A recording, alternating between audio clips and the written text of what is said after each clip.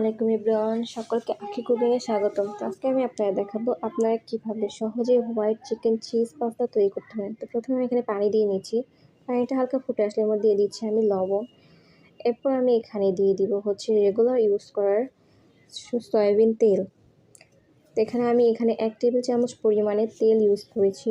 তো এখন আমি লবণ আর হচ্ছে তেলটা পানিটার সাথে ভালোভাবে মিশিয়ে নিব, যেন একসাথে ভালোভাবে সবগুলো মিশে যায়। এরপর আমি এখানে দিয়ে দিচ্ছি পাস্তা। তো আপনারা চাইলে যে কোনো ব্র্যান্ডের যে কোনো ধরনের পাস্তা ইউজ করতে পারেন। তো আমি এখানে দিয়ে দিয়েছি হচ্ছে 2 কাপ পরিমাণে পাস্তা। আমি পাস্তা এখানে ইউজ করছি। তো এগুলো হচ্ছে আমি ভালোভাবে নাড়াচাড়া দিয়ে নিচ্ছি। এগুলো আমি এখন 15 মিনিটের মতো এভাবে ছেড়ে দেব। 15 মিনিট পর আমি দেখে নিচ্ছি এটা হচ্ছে সিদ্ধ হয়েছে কিনা। আমি এটাকে হচ্ছে 80% পরিমাণের মতো সিদ্ধ করে নেব। তো প্রত্যেকটা হচ্ছে পাস্তার প্যাকেটে লেখা থাকে যে কিভাবে আপনারা হচ্ছে বা কতটুকু সময় পরিমাণে এটাকে হচ্ছে আপনারা সিদ্ধ করবেন। তো আপনারা চাইলে প্যাকেট দেখেও আপনারা হচ্ছে এটাকে সিদ্ধ করতে পারেন। তো দেখুন আমার কিন্তু একটা পাস্তা আরেকটার সাথে লাগেনি। যদি আপনারা তেলটা আগেই ইউজ করেন তাহলে কিন্তু এটা হচ্ছে পাস্তা তৈরির ক্ষেত্রে আরও বেশি ভালো হয়, অনেকটা সুন্দর ঝরঝরা হয়। একদম পুরো ঝরঝরা হয়ে গিয়েছে দেখুন। এই পাস্তাটা কিন্তু আমি কোনো ধরনের রেস্টুরেন্টে স্টাইলে তৈরি করছি না। আমি কিন্তু আমার বাসায় যে ধরনের মশলা আছে সেগুলো দিয়েই তৈরি করব। কিন্তু এটা খেতে অনেক বেশি মজা হয়েছিল। তো এখন আমি আরেকটা পাত্রে দিয়ে দিচ্ছি বাটার। 2 টেবিল চামচ পরিমাণে বাটার এখানে আমি ইউজ করেছি। তো এরপর আমি এর মধ্যে দিয়ে দিব কিছুটা পরিমাণে তেল। তো এখানে আমি আরও কিছুটা পরিমাণে রান্নার তেল, সয়াবিন তেল ইউজ করেছি। তো এখন আমি এর মধ্যে দিয়ে দিয়েছি পেঁয়াজ। পেঁয়াজটা হচ্ছে আমি একটু বড় বড় করে কেটে নিয়েছি। তো এগুলো আমি এখন ভালোভাবে মিক্স করে নেব। তো মিক্স হয়ে গেলে এখন আমি এর মধ্যে দিয়ে দিয়েছি গাজর। এখানে আমি হাফ কাপ পরিমাণে গাজর ইউজ করেছি। তো এর মধ্যে আমি দিয়েছি রসুন। রসুনটা আমি হচ্ছে ছোটো ছোটো করে গোল করে কেটে নিয়েছিলাম। এগুলোকে আমি ভালোভাবে নাড়াচাড়া করে নিচ্ছি। এরপর আমি এর মধ্যে দিয়ে দিচ্ছি রেড ক্যাপসিকাম আর দিয়ে দিয়েছি এখানে আমি গ্রিন ক্যাপসিকাম।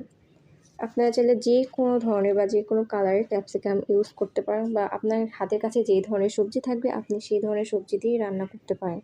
তো আমার কাছে যেই সবজি ছিল আমি সেইগুলো সবজি দিয়ে রান্না করেছি। তো দেখুন এগুলোকে হচ্ছে আমি 60% পরিমাণের মতো রান্না করে নেব।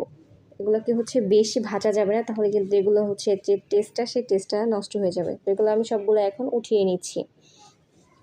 তো আমি এগুলো সবগুলোকে একটা কাপে উঠিয়ে রেখেছি। এগুলো আমি লো আঁচে রান্না করেছিলাম। তো এখন আমি সেই পাত্রে দিয়ে দিচ্ছি 1 টেবিল চামচ পরিমাণে বাটার। এখানে আমি 1 টেবিল চামচ পরিমাণে বাটার দিয়ে দিয়েছি। বাটারটাকে ভালোভাবে গলিয়ে নিচ্ছি। এরপর আমি এখানে দিয়ে দিচ্ছি চিকেন। তো চিকেনটা দেওয়ার পর আমি এটাকে ভালোভাবে আবার নাড়াচাড়া দিয়ে হালকা ভেজে নেব। তো এখন আমি এর মধ্যে দিয়ে দিচ্ছি লবণ। এখানে আমি অল্প পরিমাণে লবণ ব্যবহার করেছি। তো এখন আমি দিয়ে দিচ্ছি এখানে গোলমরিচ। এখানে আমি কালো গোলমরিচটা দিয়েছি। আপনারা চাইলে সাদা বা কালো যে কোনো ধরনের গোলমরিচটা ইউজ করতে পারেন। তো গোলমরিচ এখন আমি সবগুলোকে উঠিয়ে নেব। এগুলো আমি হালকাভাবে ভেজে নিয়েছিলাম। তো এখানে আমি আবার দিয়ে দিচ্ছি এখানে 4 টেবিল চামচ পরিমাণে বাটার। এখন আমি অনেকটা পরিমাণে বাটার ইউজ করেছি।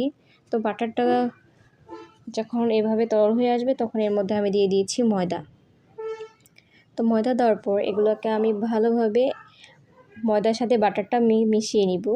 দেখুন আমি এটাকে ভালোভাবে একসাথে মিশিয়ে নিয়েছি।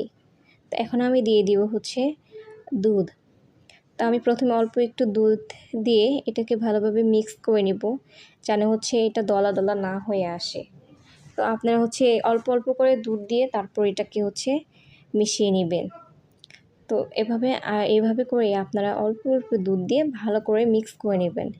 তো দেখুন ভালোভাবে আমি এটাকে ভালো করে মিক্স করে নিয়েছি। তো এটাকে আমি লো আঁচে জাল দিচ্ছি। তো দেখুন এটা কি সুন্দরভাবে তরল হয়ে আসছে। তো গ্রেভিটা তৈরি হয়ে গিয়েছে। তো এখন আমি এর মধ্যে দিয়ে দিয়েছি পাস্তা। আমি যে পাস্তাটা সিদ্ধ করে রেখেছিলাম সেই পাস্তাটা এখন আমি এর মধ্যে দিয়ে ভালোভাবে নাড়াচাড়া করে নেব। এরপর আমি দিয়ে দিচ্ছি ভেজিটেবলস। এই ভেজিটেবলসটা আমি আগে যে রান্না করে নিয়েছিলাম সেই ভেজিটেবলটা, আর দিয়ে দিচ্ছি চিকেন। তো সবগুলো দিয়ে দেওয়ার পর সবগুলো ইনগ্রিডিয়েন্টস দেওয়ার পর এখন আমি এটাকে ভালোভাবে নাড়াচাড়া করে নিচ্ছি, একসাথে সবগুলো ভালোভাবে মিক্স করে নিব।